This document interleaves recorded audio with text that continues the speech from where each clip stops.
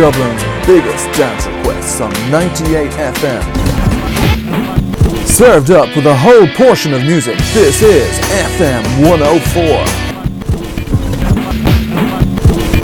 You're tuned to powerfm.org. You can give us a call 087 666 8114 or email us at studio@powerfm.org.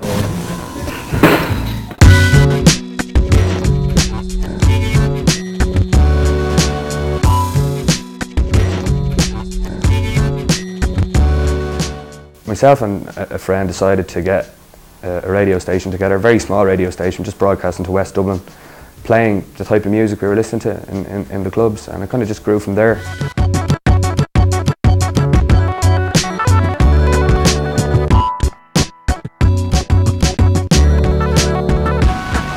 In the beginning we were using a car stereo up in the mountainside to receive our signal from Dublin.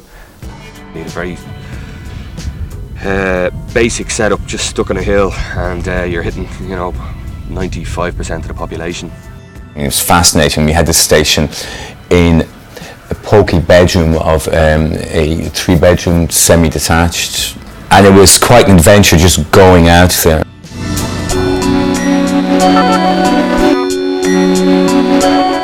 It's just a quality radio station. There's no frills about it. It's people, you go up with your bag of records, you play records, you have a cup of coffee, you leave after 2 or 3 hours, the next guy comes in. It's basically non-stop music. Anyone who's been anybody, who's been a promoter, a DJ, guys involved in record shops, guys involved in labels, they all know if they want to get the product out there, if they want people to hear, you go to Power FM. It's the only real alternative. Power FM were the first people back in those days to give us, as jungle DJs, jungle bass DJs, a chance. In any kind of environment, whether it be a club or a radio station or anything like that. And of course from that, we got our first gig like a week after. The motivation really is just to get the music out there. I think it's pretty much the same for most people out there. They do it for the love of it. They're certainly not doing it for the money, because there's nothing in it really. Certainly on our end of the scale. If somebody plays on Power, you know why they're doing it, you know what they're in for. They're probably in for the long haul as well. It is a small community. We all depend on each other. Record labels depend on record shops depend on DJs. DJs depend on club owners, promoters. There's a lot of people involved in the music scene who are in it for the right reasons, who are in it for the music, depend on Power FM.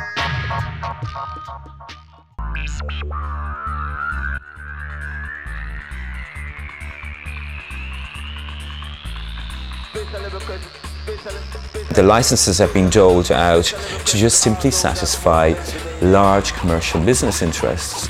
Spin FM has obviously got some musical consultants employed to tell them what the average 17 to 21-year-old listens to. And the key word is average, because that's what they're aiming at. It's the average. It's whatever the biggest demographic is, whatever the lowest common denominator is, whatever will get the most people listening. That's where they lose it straight away, because they don't have any idea about what's new, what's developing, what people are just getting into. You're tuned into FM 104. Stay tuned this hour and you could be the lucky winner of €1,000. Oh, I've got to listen for the next 12 hours to continuous shite music. €1,000, €1,000, €1,000. Or, a scratch card if I fail. I mean, how pathetic is that? The other stations don't have to do that because we pay them money, licensed money, for DJs who effectively are way past their prime, and nobody's come out with the axe and got rid of them. Pirate Radio acts as a bulwark against the mediocrity of mainstream radio. The tragedy of playing on a pirate radio station is that you're going to get a play for a tiny select thing, but you're not going to get the 16-year-old who's going through hell in Achill. There's something incredibly presumptuous and arrogant about Mammy Era deciding that you can only listen to this, you can't listen to this, and we're going to tell you when you can listen to it and how you can listen to it. And in a way, you disenfranchise a load of people. This is what I'm fighting on.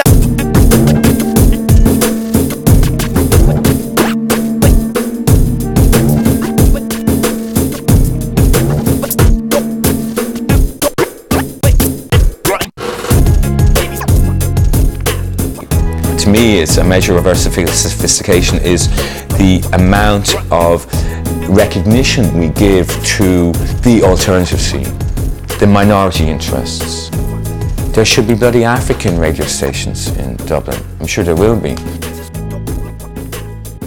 Pirate radio is just basically people playing music because they love music, and it's an opportunity for them to have and make some sort of connection with people. And it's a whole underground society which isn't basically seen, recognised or dealt with in any real meaningful way by the authorities.